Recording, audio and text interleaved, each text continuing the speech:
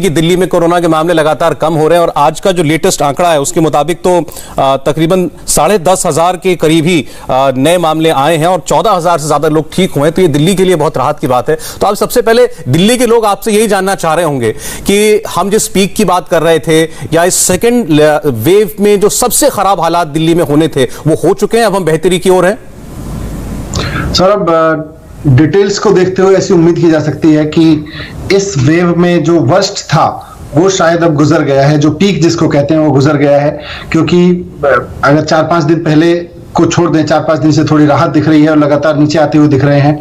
उससे पहले आंकड़ा लगातार ऊपर ही जाता हुआ दिख रहा था और वो आंकड़ा 27,000 तक पहुंच गया था। लेकिन 27,000 केसेस पर डे के मुकाबले आज लगभग 10,000 केसेस, 10,400 केसेस हैं। 35% जो पॉजिटिविटी रेट था, जितने टेस्ट हम कराते थे 70 से 80,000, 90,000, 1 लाख तक टेस्ट कराए रोजाना, उसमें से 35% लोग पॉजिटिव आते थे। आज 14% लोग पॉजिटिव आ रहे हैं। तो ये एक अच्छे इंडिकेशंस हैं। हॉस्पिटल से भी राहत की खबर है, जहां हर तरफ हॉस्पिटल से चारों तरफ अफरा तफरी थी, बेड्स नहीं थे। आज 5-6 हजार बेड्स हॉस्पिटल्स में अवेलेबल हैं कोविड के। ये एक अच्छी चीज है जिससे इंडिकेशन मिल रहा है। सीवियर केसेस कम आ रहे हैं। डॉक्टर्स कह रहे हैं कि जितने सीवियर केसेस पहले आते थे उसमें लगातार 40-40 लीटर ऑक्सीजन पर मिनट सप्लाई करनी पड़ती थी। आज सीवियरिटी कम हो गई है, लोगों की आने की संख्या कम हो गई है सीवियर पेशेंट्स की। तो उन सब से मिलके कुछ राहत की खबरें ही हैं। हालांकि अभी कितना नीचे जाएगा और ये कहां ठहरेगा आंकड़ा, इस पे कहना मुश्किल है। इसीलिए हम बार बार कह रहे हैं कि vaccine is the ultimate solution. अगर हम अपने सब लोगों को जल्द से जल्द वैक्सीन लगा दें तो सबसे बड़ा फायदा ये होगा कि कोविड अगर उनको हुआ भी तो उसके बाद इतना सीवियर कंडीशन नहीं होगी। हो सकता है किसी को हॉस्पिटल जाने की जरूरत ना पड़े वैक्सीन लगने के बाद। आपने वैक्सीन का जिक्र किया, मैं इस पे आने ही वाला था। अब ये जो हम आपकी लगातार प्रेस कॉन्फ्रेंस देख रहे हैं या मुख्यमंत्री अरविंद केजरीवाल जो बात वैक्सीन को लेकर के कह रहे हैं, एक बार जैसे ऑक्सीजन को लेकर आपके और केंद्र सरकार के बीच में कुछ खींचतान नजर आ रही थी, अब ऐसे वैक्सीन को लेकर दिखाई देने लगा है। आपकी मांग कुछ और है, उनका दावा कुछ और है। आप मुझे बताइए, दिल्ली में वैक्सीन की कमी अगर है तो क्यों है? देखो, वैक्सीन तो पूरे देश में आज एक जैसी स्थिति है और हम सब ये मानते हैं कि वैक्सीन नई है, वैक्सीन का प्रोडक्शन उतना स्केल अप होने में समय लगेगा। लेकिन मैं मानता हूं कि हमारे देश में सेंट्रल गवर्नमेंट से एक बड़ी गलती जो हुई है वो है कि 6.5 करोड़ वैक्सीन हमने विदेश को बेच दी। जो वैक्सीन हमारे देश में काम आनी चाहिए थी, जो वैक्सीन पे हमारे देश के लोगों का हक था, वो चाहे दिल्ली के लोग लगते या नोएडा के लगते या कहीं और के लोगों को लगती, लेकिन देश के 6.5 करोड़ लोगों को अगर वैक्सीन लगी होती तो ये एक बड़ा कंट्रीब्यूशन होता पिछले 3 महीने में और शायद इन 6.5 लोगों को कोरोना से सुरक्षित मान लिया जाता।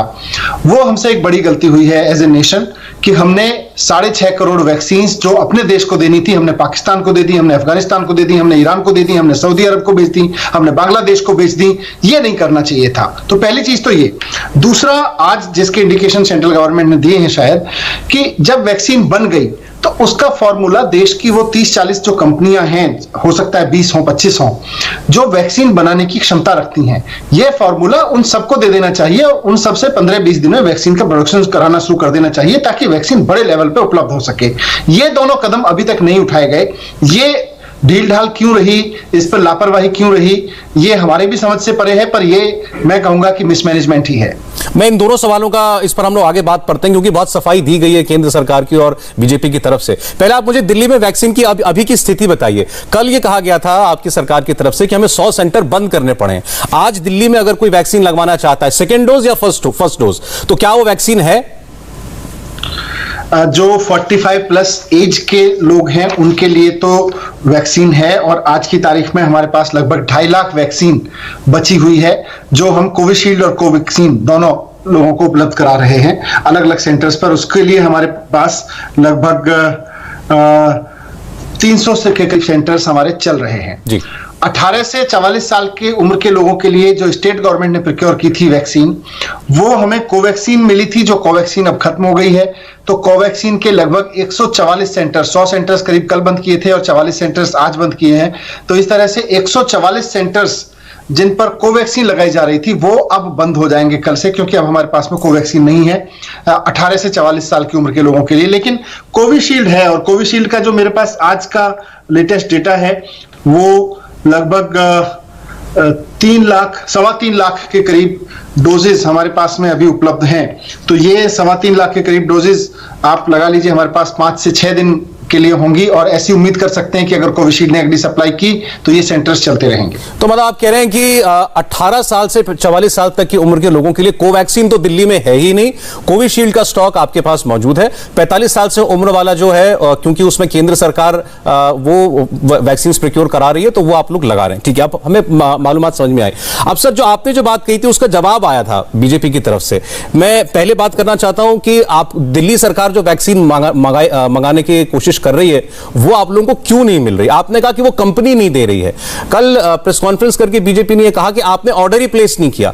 वो चिट्ठियां उन्होंने भी दिखाई थी, आप भी लेटर दिखाते हैं, हकीकत क्या है? देखिए, अब ये भारतीय जनता पार्टी के बारे में मैं कहूंगा कि उनको झूठ और महाझूठ बोलना बहुत अच्छे से आता है, पर मैं पॉलिटिक्स में नहीं जा रहा। आप कोई भी चीज मार्केट से खरीदने जाते हैं, वो चाहे वैक्सीन हो या कोई भी बड़ी क्वांटिटी में आप खरीदने जाते हैं, तो आप सामने वाले को पहले, एज ए गवर्नमेंट, सरकारें तो ऐसे ही काम करती हैं और सारी सरकारें ऐसे काम करती हैं कि पहले आप सप्लायर को कहते हैं भाई हमें इतनी चीज चाहिए। सप्लायर आपको बताता है हाँ भाई इतनी तो नहीं है मेरे पास में, तो इतनी है, मैं आपको इतनी उपलब्ध कराऊंगा, उतने का आप पेमेंट दे दीजिए, या आप इतनी ले लीजिए और मैं आप मुझे पेमेंट दे दीजिएगा उतना।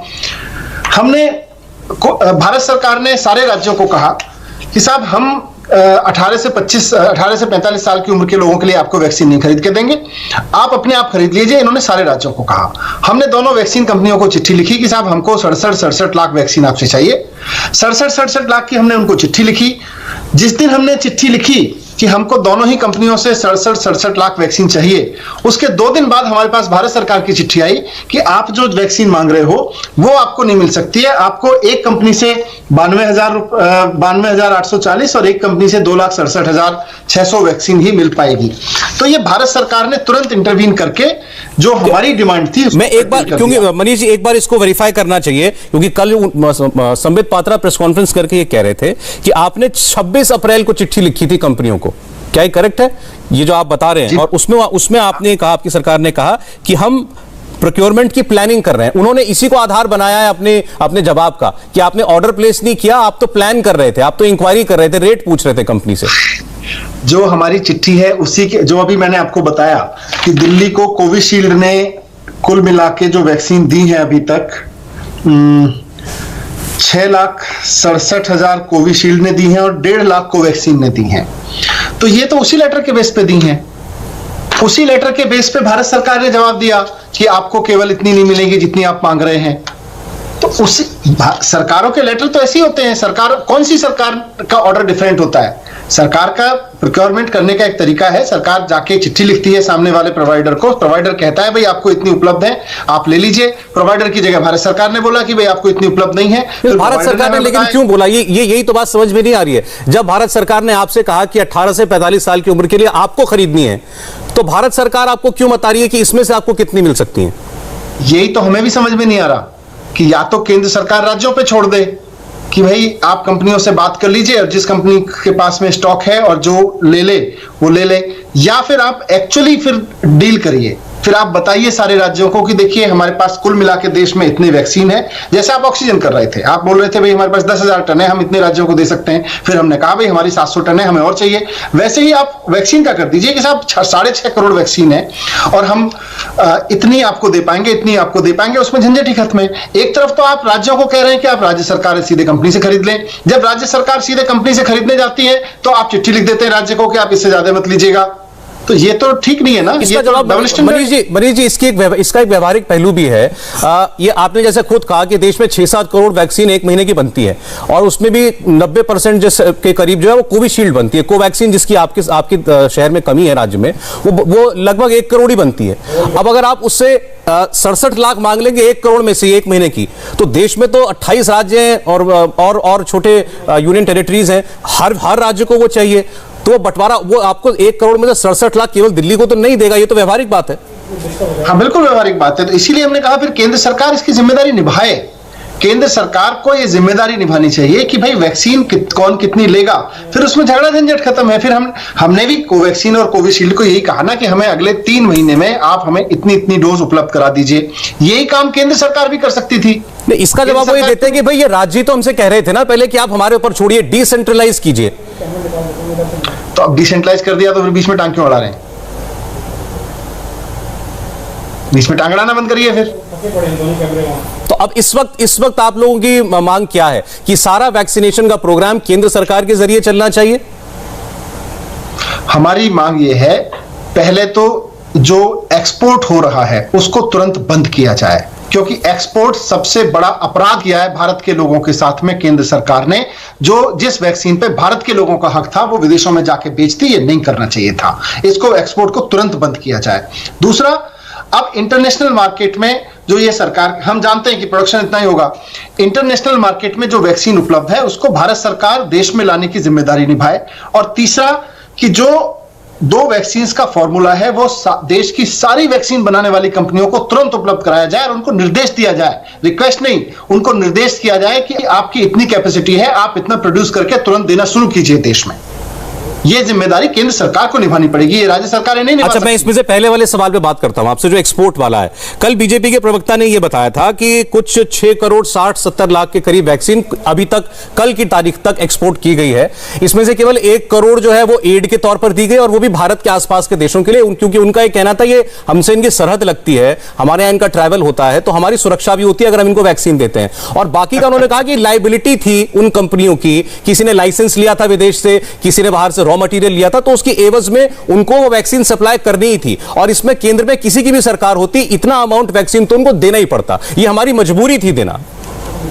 सौरभ जी, दुनिया में केवल भारत में ही केंद्र सरकार नहीं है, दुनिया के सारे देशों में सरकारें हैं। अमेरिका में भी सरकार है, यूरोप के कंट्रीज में भी सरकारें हैं। इंग्लैंड की सरकार ने तो नहीं किया, अमेरिका की सरकार ने तो नहीं किया, कनाडा की सरकार ने तो नहीं किया, ये उनकी भी ग्लोबल कमिटमेंट्स हैं, उनके ऊपर भी ग्लोबल डिमांड्स हैं। लेकिन उन्होंने पहले ये नीति बनाई अपने देश में कि हम जो भी वैक्सीन है, अपने देश की उपलब्ध वैक्सीन अपने देश के लोगों को उपलब्ध कराएंगे और विदेशों से भी खरीद के लाके अपने देशों को उपलब्ध कराएंगे।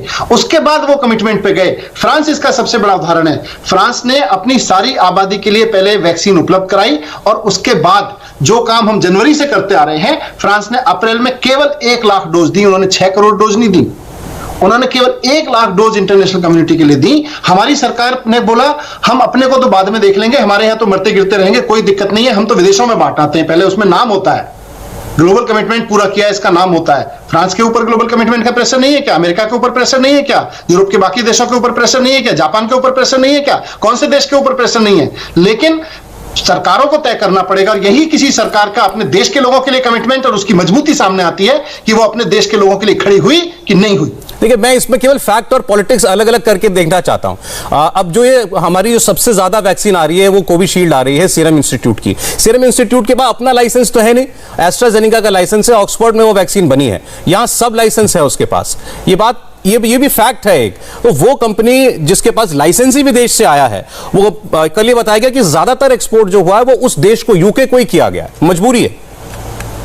नहीं, ये गलत बताया गया है। आपकी भारत सरकार की आप वेबसाइट पर देख लीजिए जाके। अब ये तर्क तय कर लेना पहले। कभी तो कहते हैं हम पड़ोसी के दे रहे हैं ताकि पड़ोसी से हमको सुरक्षा बनी रहे। अरे कोरोना से सुरक्षा कर रहे हो, पहले अपने घर में सुरक्षा करो ना भाई। अपने बच्चों को लगाओ, अपने देश के नौजवानों को लगाओ, अपने देश के बुजुर्गों को लगाओ, उसके बाद आप पड़ोसी के बुजुर्ग को लगाना, पड़ोसी के नौजवान को लगाना। ये तर्क समझ में नहीं आता। बोल रहे हैं पड़ोसी की सुरक्षा कर लेंगे तो हम सुरक्षित हो जाएंगे। ये कौन सा तर्क है? कभी कहते हैं यूके को ज्यादा दे दी, सारी 93 देशों की लिस्ट, 93 कंट्रीज की लिस्ट लगी हुई है, आप जाके देख लीजिए सबसे ज्यादा किसको दिया गया है। चलिए, अब जितनी जा चुकी है वो तो अब जा चुकी है, वो वापस नहीं आ सकती है। अब आप ये कह रहे हैं कि इस प्रोडक्शन को स्केल अप किया जाए। अभी थोड़ी देर पहले डॉक्टर वीके पॉल, जो टास्क फोर्स के मेंबर भी हैं और वैक्सीन प्रोग्राम के इंचार्ज हैं, उनका ये कहना था कि हम अगस्त से दिसंबर के बीच में 216 करोड़ डोज बनाएंगे। यानी भारत में जो अभी हमारा टारगेट है 80 करोड़ जनता को वैक्सीनेट करने का, उसकी डबल डोज से ज्यादा क्षमता हमारे पास होगी। ये उनका कहना है कि दिसंबर तक हम लोग कर लेंगे। तो इस पर आपको एतबार नहीं है? नहीं, एतबार है, कर लेंगे। और इसी एतबार के दम पे कह रहा हूं कि यह डिसीजन अगर जनवरी में ले लिया गया होता तो अब तक कर चुके होते। इसीलिए मिसमैनेजमेंट कह रहा हूं मैं, इसीलिए मैं कह रहा हूं कि सेंट्रल गवर्नमेंट उसकी गंभीरता को नहीं समझ रही है और गंभीरता नहीं दिखा रही है। जो काम आज हम डिसाइड करके कह रहे हैं कि हम दिसंबर तक कर लेंगे, यही डिसीजन हमने जनवरी में ले लिया होता तो शायद हम जून तक कह सकते थे कि हम जून तक पूरे देश को वैक्सीनेट कर देंगे। अमेरिका ने यह कर लिया, दुनिया की वो देश जिनको हम देखते हैं कि ये अपने लोगों का बहुत ध्यान रखते हैं, उन्होंने कर लिया। हम नहीं कर पाए क्योंकि हम शायद चुनाव में व्यस्त थे, हम शायद किसी इमेज मैनेजमेंट में व्यस्त थे, हम उसको कर नहीं पाए। आप कह रहे हैं कि वैक्सीन निर्माण की क्षमता पहले बढ़ाकर रखनी चाहिए थी। बिल्कुल, जो डिसीजन आज लिया जा सकता है वैक्सीन के बारे में, ये डिसीजन वैक्सीन का दुनिया इंतजार कर रही थी अपने अपने देशों में, भारत के लोग भी शिद्दत से इंतजार कर रहे थे। ये डिसीजन जनवरी में क्यों नहीं लिया गया, इसकी जवाबदेही तो तय होनी चाहिए ना। जो डिसीजन आप आज ले रहे हो कि हम सारी कंपनियों को लगाएंगे वैक्सीन प्रोडक्शन में, आप जनवरी से विदेशों को देना शुरू कर सकते हो, लेकिन अपने देश के लोगों को, अपने देश की कंपनियों को वैक्सीन बनाने का ऑर्डर नहीं दे रहे हो आप। तो इसका मतलब आपकी प्रायोरिटी में नहीं है ना देश, या आप कुछ और सोच रहे हो। नहीं, इसका उन्होंने तर्क ये दिया था खासकर क्योंकि उन्होंने कहा कि देखिए लाइसेंस हम कोविशील्ड का तो हमारे पास है नहीं, विदेशी लाइसेंस है वो तो हम नहीं दे सकते, लेकिन जो बायोटेक, भारत बायोटेक का कोवैक्सीन का लाइसेंस है वो हम और पीएसयूज को और प्राइवेट कंपनियों को दे रहे हैं। लेकिन ये कहा कि उसके लिए एक बहुत सेफ एनवायरनमेंट की वो टेक्निकल बात है। उन्होंने कहा कि वो इंफ्रास्ट्रक्चर हर कंपनी के पास नहीं है, हर फार्मास्यूटिकल कंपनी के पास नहीं है, वो चुनिंदा कंपनियों के पास है और उसको भी क्रिएट करने में वक्त लगता है। जब वक्त लगता है ना तो ये वक्त जनवरी से शुरू होना चाहिए था। तो आप जून तक, आज आप खड़े होकर कह रहे हो कि हम बनाना शुरू कर रहे हैं, हम लाइसेंस, जब पूरे देश से हाहाकार मचा कि वैक्सीन दीजिए वैक्सीन दीजिए वैक्सीन दीजिए, तब आप ये डिसीजन ले रहे हैं कि हम बाकी कंपनियों को वैक्सीन बनाने का ठेका दिलवाएंगे, बनाने का फॉर्मूला दिलवाएंगे। ये फॉर्मूला अगर आपने जनवरी में दिलवा दिया होता तो उतने ही समय में, जितना समय अब लगेगा, आप जून तक आते आते कह सकते थे कि हम 216 करोड़ वैक्सीन बना चुके हैं। अभी आप कह रहे हो, आप भरोसा दिला रहे हो कि हम दिसंबर तक बनाएंगे, आपको जून तक बना के दे देनी चाहिए थी, मई तक बना के आपको दे देनी चाहिए थी। फेलियर है, मान लीजिए फेलियर है, मानना चाहिए कि फेलियर है। अरे अब आप अपने लेवल पर दिल्ली की सरकार क्या करेगी? बहुत से राज्य जो हैं वो, हालांकि मांग तो वो भी ये कर रहे हैं कि केंद्र सरकार प्रोक्योर करे विदेशों से, लेकिन वो खुद भी ग्लोबल टेंडर निकाल रहे हैं। पंजाब की गवर्नमेंट ने तो जो कोवैक्स प्रोग्राम है पूरी दुनिया का, WHO से जुड़ा हुआ, UN से जुड़ा हुआ, उसमें अपने आप को सम्मिलित करने का फैसला कर लिया है। दिल्ली की सरकार अपने स्तर पर क्या कर रही है? हम भी इंटरनेशनल लेवल पर जहां जहां से बातचीत हो सकती है, जहां जहां से हम हाथ पैर मार के लाने की कोशिश कर सकते हैं, हम ला रहे हैं, लाने की कोशिश कर रहे हैं। लेकिन मैं फिर से कहूंगा कि ये कोई बहुत अच्छी सिचुएशन नहीं है कि मैं किसी कंपनी के सामने जाके कहूं मुझे अपनी वैक्सीन 700 रुपए में दे दीजिए। कंपनी मेरे से डील कर रही हो, तब तक पड़ोसी राज्य जाके कहेगा मैं 750 में दे दूंगा जी, आप मुझे, इनको मत दीजिए, मुझे दे दीजिए। फिर हम कहेंगे नहीं नहीं 750 में मत दीजिए, 800 में दे दीजिए। ये ग्लोबल टेंडरिंग, ये इंटरनेशनल भिड़ंत जो है, जो भारत सरकार राज्यों के बीच में कराना चाहती है, ये कोई बहुत अच्छी सिचुएशन नहीं है। दुनिया के किसी देश ने ऐसा नहीं किया। दुनिया के बहुत सारे देशों ने अलग अलग देशों से वैक्सीन खरीदी है, लेकिन किसी देश ने ऐसा नहीं किया। अमेरिका ने नहीं किया कि फ्लोरिडा अलग से टेंडर कर ले, टोरंटो अलग से, वो अपने देश के रूप में वैक्सीन उठा के लाए जहां भी लेके आए। हम कह रहे हैं राज्य चले जाओ। कल इमेजिन करिए सौरभ, कल को राज्य सरकार बोले कि नहीं जी, राज्य नहीं, डिस्ट्रिक्ट मजिस्ट्रेट्स कर लें, DM कर लें, अपना हर एक जिला अपनी अपनी प्रोक्योरमेंट कर ले, कैसा लगेगा? मूर्खता लगेगी। आप जब ये बात कह रहे हैं, मेरे मन में ये सवाल आया, ये सुनने वालों को भी लग रहा होगा कि ये बातें आपके और केंद्र के बीच में जब चर्चाएं होती हैं, मीटिंग्स होती हैं, प्रधानमंत्री और मुख्यमंत्रियों के बीच में बैठक होती है, स्वास्थ्य मंत्री की राज्यों के स्वास्थ्य मंत्रियों से बैठक होती है, तो उसमें आप लोग ये चर्चा नहीं करते क्या? ये बातें आज आपको क्यों कहनी पड़ रही हैं और राज्यों को क्यों कहनी पड़ रही हैं?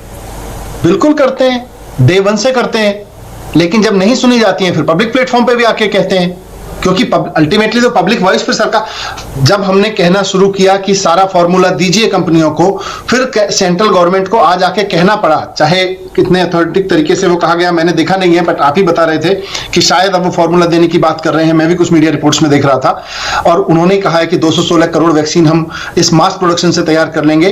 तो ये जब इंटरनल मीटिंग्स में हम लगातार इन बात को कहते हैं, चिट्ठियां लिखते हैं, हम रिक्वेस्ट करते हैं, नहीं होता, फिर पब्लिक प्लेस में कहते हैं, फिर आप हम सब मिलके, देश के लोग मिलके कहते हैं अपनी सरकार से, फिर होती है चीजें, होनी चाहिए।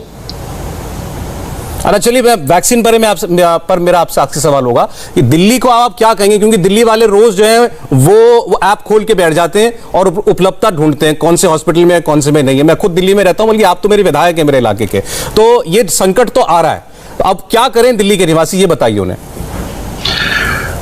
कोवैक्सीन और कोविशील्ड जो 45 साल से उम्र के कम के लोग हैं वो थोड़ा सा पेशेंस के साथ में और प्रोटोकॉल्स को फॉलो करते हुए रहें, क्योंकि जैसे जैसे वैक्सीन आएगी हम अपनी तरफ से स्पीड में कोई कसर नहीं छोड़ेंगे। आज हमारे पास में लिमिटेड है, जैसा मैंने आपको कहा 3.25 लाख के करीब डोजेज कोविशील्ड की रहेंगी। वो अगले 4-5 दिन तक आपको स्लॉट मिलते रहेंगे और आगे आ जाएंगे, वो भी मिलते रहेंगे।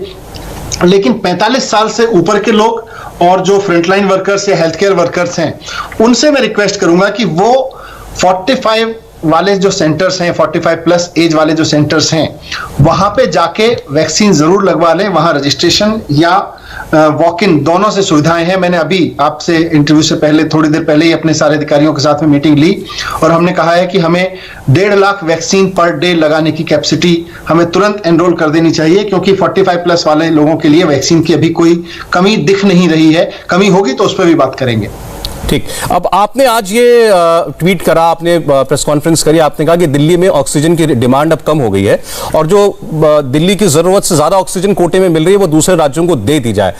मैं दिल्ली का निवासी होने के नाते भी आपसे ये सवाल पूछ रहा हूं, आप पूरी तरीके से आश्वस्त हैं ये बात कहते हुए कि दोबारा वो नौबत नहीं आएगी जो आपसे 15 दिन पहले थी, जब आपको 700 मीट्रिक टन, कभी कभी तो आपने कहा 900 मीट्रिक टन ऑक्सीजन की जरूरत है? देखो सौरभ, ये सारा कैलकुलेशन बेड ऑक्यूपेंसी के बेस्ड पे किया गया है। आज ये नौबत है कि हमारे पास में 582 की डिमांड हॉस्पिटल से आ रही है। 15 दिन पहले ये स्थिति थी कि जिस हॉस्पिटल के पास में 20 मीट्रिक टन का कैपेसिटी का सिलेंडर था वो कहीं से ऑक्सीजन खरीद रहा था और वो 24 घंटे में शोर मचाता था कि भाई मेरे पास जो वैक्सीन थी, जो ऑक्सीजन थी वो खत्म हो गई, अब मुझे और ऑक्सीजन चाहिए। आज वो कह रहा है कि जी मेरा 1.5 दिन 2 दिन चल जा रहा है 20 टन का टैंकर। तो वो सिचुएशन आज है। कल जो सिचुएशन थी हमने कल के हिसाब से डिमांड रखी, आज जो सिचुएशन है हम आज के हिसाब से अपनी दिल्ली की जरूरत को कैलकुलेट करके दे रहे हैं। कल जो सिचुएशन होगी आने वाले में हम उस सिचुएशन से देंगे। नोबडी कैन प्रेडिक्ट, कल को ईश्वर ना करे लेकिन अगर केसेस बढ़ते हैं तो ऑक्सीजन तो चाहिएगी, और ऑक्सीजन चाहिएगी तो निश्चित रूप से जो ऑक्सीजन को कंट्रोलिंग अथॉरिटीज हैं जो कि सेंट्रल गवर्नमेंट है, हम उनसे कहेंगे कि भाई दिल्ली के लिए ऑक्सीजन और दीजिए। इसमें अब पहले भी ये बात उठी थी कि राज्यों के पास अपने प्लांट्स क्यों नहीं है। अब चलिए एक विपदा आई, शायद उसका वर्स्ट निकल गया है, हम लोग सब ये दुआ कर रहे हैं, लेकिन अब दिल्ली आत्मनिर्भरता की ओर कैसे बढ़ रही है ऑक्सीजन के क्षेत्र में? आप लोग प्लांट्स लगा रहे हैं कि नहीं लगा रहे हैं? क्योंकि ये कहा गया था कि आपको तो पिछले साल ही 9 प्लांट लगाने थे, उसमें से एक ही प्लांट लगा।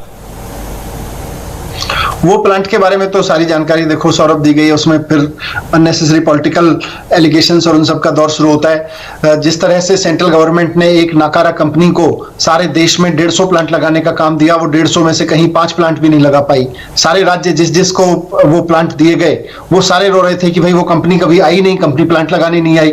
आज जब आपदा आई और चारों तरफ से प्रेशर बढ़ा तो वो कंपनी फिर फंक्शनल हुई, वरना डिफंक पड़ी हुई थी वो कंपनी। और हम सेंट्रल गवर्नमेंट को बार बार लिख रहे थे भाई आपने प्लांट लगाने के लिए जो कंपनी हायर की है, सेंट्रल गवर्नमेंट ने कंपनी हायर की थी, सेंट्रल गवर्नमेंट की कंपनी थी। बट एनीवे, अभी जहां तक ऑक्सीजन आत्मनिर्भरता की बात है, कितनी जरूरत पड़ेगी, ज्यादा जरूरत पड़ेगी, बिल्कुल मांगना पड़ेगा। आप देखें कि 16 अप्रैल से पहले 16 अप्रैल को सेंट्रल गवर्नमेंट ने एक ऑर्डर किया था जिसमें राज्यों को एलोकेशन किया गया था कि ये राज्य इतनी ऑक्सीजन का हकदार है। उससे पहले ना इस देश में कहीं राज्यों के लिए एलोकेशन होते थे और ना कभी किसी को जरूरत पड़ती थी। हॉस्पिटल सीधे सप्लायर से ऑक्सीजन खरीदता था, वो सप्लायर सारे दिल्ली के आसपास लगे हुए थे। दिल्ली क्योंकि इंडस्ट्रियल एस्टेट नहीं है, यहाँ हर तरह की इंडस्ट्री लग नहीं सकती है। यहाँ ये भी सौरभ हमारे और आपके लिए इंपॉर्टेंट है अंडरलाइन करके जिस पे बात करना कि ऑक्सीजन बनाने वाले जो लोग हैं वो किसी इंडस्ट्री के लिए ऑक्सीजन बनाते हैं लार्जली। आज देश में जहां जहां से भी ऑक्सीजन आ रही है वो इसलिए नहीं आ रही कि अचानक किसी राज्य में बहुत बड़े बड़े ऑक्सीजन के मेडिकल के लिए प्लांट थे। वहां ऑक्सीजन की वहां इंडस्ट्रीज हैं, वो इंडस्ट्रीज को उनको ऑक्सीजन की जरूरत होती है। लोहे वाली इंडस्ट्री को या अलग अलग केमिकल बनाने वाली इंडस्ट्री को ऑक्सीजन की जरूरत होती है, वहां वो ऑक्सीजन बना रहे होते हैं और कंज्यूम कर रहे होते हैं। वो ऑक्सीजन अब धीरे धीरे अचानक इमरजेंसी आई तो सेंट्रल गवर्नमेंट ने इंटरवीन करके डाइवर्ट करना शुरू किया।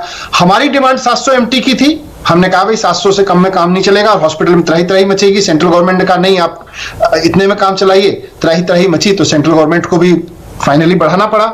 लेकिन हम शुक्रगुजार हैं सहयोग के कि उन्होंने सहयोग दिया, सही समय पे सहयोग मिला तो कम से कम थोड़ी त्राही त्राही मची, SOS हुआ, लेकिन उसके बावजूद चीजें मैनेज हुई।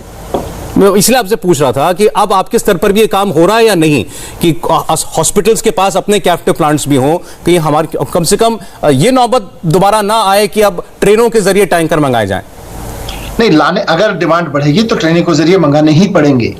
कहीं भी किसी भी राज्य में कभी भी ऐसा नहीं हो सकता कि आप किसी भी एक लोकेलिटी में कि आप कभी भी ये कर दें कि नहीं अब यहां हम 1000 टन की ऑक्सीजन रोज बनाने लगेंगे, ये हो नहीं पाएगा। आपको ईस्ट कोस्ट पे जो इंडस्ट्रियल सेक्टर्स हैं, छत्तीसगढ़ है, उड़ीसा है, वेस्ट बंगाल है, वहां पर आपकी फैक्ट्रीज बहुत ज्यादा हैं और उन्हीं में ऑक्सीजन ज्यादा बनती है, तो वहां से लानी ही पड़ेंगी आपको फिर। अच्छा ठीक है मनीष जी, ये सवाल जैसा अभी आपने भी कहा कि ये सब काम जनवरी में क्यों नहीं हुए, आपने कहा कि लोग केंद्र सरकार चुनाव में व्यस्त थी, ये सवाल केंद्र से बार बार पूछा जा रहा है, हम भी पूछ रहे हैं, लेकिन हम राज्यों से भी ये जानना चाहते हैं कि अगर केंद्र पर यह आरोप है कि वो इस दूसरी लहर को भांपने में, इसकी इंटेंसिटी, तीव्रता को भांपने में नाकाम रह गई, तो ये काम तो राज्यों का भी था ना। ये तो राज्यों को भी दिख रहा होगा कि भाई कोरोना के मामले बढ़ रहे हैं। आफ्टर ऑल दिल्ली में लॉकडाउन लगाने का फैसला आपको एक स्टेज पर करना पड़ा, तो कोई ये भी कह सकता है कि आप वो काम पहले भी कर सकते थे। नहीं, लॉकडाउन एक पर्टिकुलर स्टेज के बाद ही फैसला लिया जा सकता है। लॉकडाउन से पहले और बहुत सारे कदम थे जो उठाए जा सकते थे और उठाए गए। आप देखिए कि 6000 बेड्स से अचानक आज हम 25000 बेड्स पे खड़े हैं, तो 25000 बेड्स तक कोविड बेड्स की फैसिलिटी को पहुंचाना, 6000 बेड्स की कैपेसिटी को, ये कोई बिना तैयारी के नहीं हो गया। सरकार तैयार थी, सरकार के पास लोग थे, सरकार के पास इंफ्रास्ट्रक्चर था। अचानक 6000 बेड्स को उठा के धीरे धीरे धीरे करते हुए बहुत तेजी के साथ में 20000 कोविड बेड्स में बदल दिया गया, फिर आज 25000 कोविड बेड्स हो गए हैं वो। तो कहीं ना कहीं सरकार ने कैपेसिटी अपनी बना रखी थी, उसी का फायदा मिला कि बहुत तेजी से बेड्स की संख्या बढ़ती चली गई, बहुत तेजी से मेडिकल स्टाफ अवेलेबल होता चला गया। नहीं तो अगर वो तैयारियां नहीं होती तो शायद 6000-7000 बेड्स के बाद में हाथ खड़े करने पड़ते कि और पेशेंट नहीं लिए जा सकते। क्योंकि ये कहा गया मनीष जी कि जो पिछले साल जो कोरोना की लहर आई थी उसके अंदर जो इंफ्रास्ट्रक्चर खड़ा किया गया था, तो उसमें आप लोग शायद ये मान बैठे कि अब दोबारा ऐसे हालात नहीं होंगे, तो वो कुछ टेम्पररी हॉस्पिटल्स या कोविड फैसिलिटीज वो वाइंड अप कर दी गई, और फिर अब जब दूसरी लहर आई तो उसको खड़ा करने में और वक्त लग गया। नहीं, उसमें तो मुझे नहीं लगता कि कुछ वक्त लगा, क्योंकि जो फैसिलिटीज पहले खड़ी की गई थी वो सारी तो बहुत इतनी तेजी से 6000 बेड्स को 19,000 तक पहुंचाया गया एक हफ्ते के दौरान, फिर उसके तुरंत बाद में 22,000 पहुंचाया गया, फिर 25,000 तक पहुंचा दिया गया। तो ये सिर्फ इसलिए पहुंचाया जा सका क्योंकि वो सारी तैयारियां थी, वो सारे चीजें सिस्टम्स इन प्लेस थे। वो सिस्टम्स इन प्लेस नहीं होते तो 6-7 हजार बेड से ज्यादा दिल्ली में बेड्स उपलब्ध नहीं हो पाते। आज अगर 25,000 बेड्स दिल्ली में उपलब्ध हैं तो इसलिए क्योंकि वो तैयारियां थी, और अचानक जैसे जैसे केस बढ़ते चले गए वैसे वैसे एक ही क्राइसिस हुआ पूरे दिल्ली में इस दौरान, वो सबसे बड़ा क्राइसिस था ऑक्सीजन का। हमारी बेड्स की बढ़ाने की संख्या 35,000 तक थी, ऑक्सीजन नहीं मिलने के कारण जिस वक्त सबसे ज्यादा पीक था हमको अपने आप को 25,000 पे रोकना पड़ा। अगर हमको ऑक्सीजन और उपलब्ध हो गई होती जहां से भी और जैसे भी, तो उस वक्त शायद हम उस संख्या को 35,000 तक ले जा सकते थे। अच्छा, ये क्यों हुआ लेकिन आपके और केंद्र के बीच में ऑक्सीजन को लेकर विवाद क्यों नहीं हुआ? ये झगड़ा हमने किसी और राज्य और सेंटर के बीच में क्यों नहीं देखा? नौबत यहां तक आ गई कि सेंटर को यह कहना पड़ा कि हम ऑडिट कराएंगे कि दिल्ली में कितनी ऑक्सीजन और कैसे यूज हो रही है। और इल्जाम यह है कि आज ये कहा गया कि आज जो आपने कहा है कि एक्स्ट्रा ऑक्सीजन है और राज्यों को दे दें, ये इसीलिए क्योंकि अब ऑडिट से डर रहे हैं, ये आरोप लगाया जा रहा है आप पे। देखिए, ऑक्सीजन कोई हम तो पी नहीं रहे थे, हमने अपने लिए कि भाई हमें रोज 2 गिलास ऑक्सीजन एक्स्ट्रा चाहिए उसके लिए तो नहीं थी, पेशेंट्स में थी। और जो SOS हुए वो हॉस्पिटल से हुए। जो इल्जाम लगा रहे हैं कि हम ज्यादा मांग रहे थे, वो पूछे ना कि भाई वो हॉस्पिटल्स इतने सारे क्यों रो रहे थे, उनके बेचारे डॉक्टर्स क्यों रो रहे थे, वहां मरीज क्यों तड़प रहे थे, क्यों परेशान थे कि अगर अगले 4 घंटे में ऑक्सीजन नहीं आई तो हमको क्या होगा। तो ये जो पॉलिटिक्स की बात अलग है, पॉलिटिक्स में आरोप प्रत्यारोप लगते रहते हैं, लेकिन जो दिल्ली का इतना बड़ा मेडिकल टीम है, प्राइवेट गवर्नमेंट का सेक्टर का, वो सारे के सारे कहीं ना कहीं हाथ जोड़ के बैठे थे कि अगर 4 घंटे 5 घंटे में ऑक्सीजन नहीं आई, और रोज इस तरह पे बैठे रहते थे। मेरे पास में 50 हॉस्पिटल के डॉक्टर्स या उनके जो MS से फोन करते थे, SMS करते थे, सर 8 घंटे की रह गई है, शाम तक की रह गई है, रात तक की रह गई है, कुछ देख लीजिएगा। मैंने कहा हाँ देख लेते हैं, कुछ SOS करवाते हैं। तो वो सारे लोग ऑक्सीजन मांग रहे थे यार। उसमें ये कहना मैं अपने लिए थोड़ी मांग रहा था, मुझे कोई घर में खेती थोड़ी करनी है ऑक्सीजन की। मनीष सिसोदिया जी, आपने समय दिया इसके लिए बहुत बहुत शुक्रिया। हम बस एक ही बात का आपसे आश्वासन चाहते हैं कि भगवान ना करे ऐसे हालात या इससे और विकट हालात कभी भी देश में और दिल्ली में आए। तो इस बार अगर कहीं कोई कमी थी या ऑक्सीजन की लाचारी की वजह से किसी की जान गई है, दवा की कमी से किसी की जान गई है, तो कम से कम ऐसी नौबत हमारे पास ना हो, हम लोग तैयार रहें।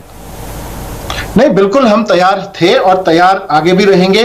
और जहां तैयारियां कम पड़ेंगी या जहां जरूरत पड़ेगी, जिस तरह से लड़ के ऑक्सीजन लेके आए, आगे भी जरूरत पड़ेगी, जहां से दिल्ली वालों के लिए लड़ के कहीं से लानी पड़ेगी चीजें, लड़ के लेके आएंगे। बहुत बहुत धन्यवाद मनीष सिसोदिया जी। Thank you. दिल्ली के उप मुख्यमंत्री से बातचीत हो रही थी दिल्ली के हालात को लेकर, और आइए अब देश के हालात कोरोना के क्या बता रहे हैं जानते हैं।